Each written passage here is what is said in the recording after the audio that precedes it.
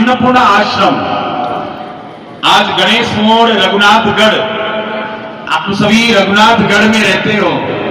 मैं आपको बताऊं, खुशी की प्रश्न छाती पीठ का ठोकर ये बोल सकता हूं कि आज रघुनाथगढ़ का नाम पूरे राजस्थान में लोग जानते हैं। अन्नपूर्णा आश्रम के नाम से पूज्य श्री अमरदास जी महाराज जी ने इस गांव का नाम को पूरे राजस्थान में कर दिया है। परमार्थ अन्नपूर्णा भंडार, अन्नपूर्णा रसोईया के माध्यम से भंडारा निरंतर चल रहा है। चाहे वो शिव कावड़ योग के लिए हो, चाहे खाटू श्याम बाबा के मेला में हो, चाहे जीर्ण माता जी के मेला में हो, चाहे सालासर बालाजी की मेला में हो, पर अमरदास जी के यहाँ, अन्नपूर्णा माता जी के यहाँ भंडार निरंतर सबके लिए खुला है। कोई दुखी कैसा ही हो, महाराज जी झाड़ा फूका के माध्यम से उसको ठीक भी करते हैं। ऐसे श्री अमरदास जी महाराज जी के चरणों में प्रणाम।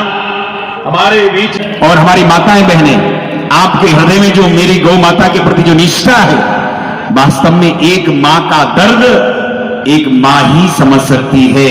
हमारी अपनी एक अकेले की माँ नहीं, पूरे हमारे हिंदुओं की आराध्या, हमारी आराध्या ही नहीं, हम जिन कृष्ण को मानते हैं, जिन हम राम जी को मानते हैं, देवनानी जी को मानते हैं, गुड्डा जी को मानते हैं, हरिराम जी को, तेजा जी को, देवनारायण जी को, करणी जी को, सत्यनारायण भगवान को, शंकर जी को, हनुमान जी को, जितने भी झुंझार जी को, पितर जी को, जितने भी देवताओं को हम मानते हैं, उन सब की आराध्या जो निरंतर जिनका स्तुति करती है, ऐसी वेद रक्षणा गौ माता का दर्द हम सब जानते हैं।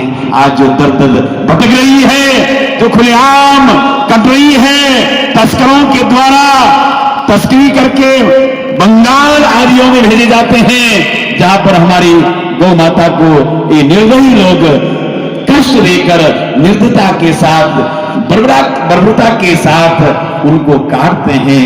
जिन भी गौ माता को महाराज खौलता हुआ पानी डालते हैं और चिल्लाती है और मां पुकारती, अरे मेरे भारत के इतने मेरे पुत्रों संतानों, मेरे बेटे बेटियों, आज मैं खौलते हुए पानी से जिंदगी मुझे जलाया जा रहा है और जिंदगी गाय की चमड़ी को उतारा जाता है।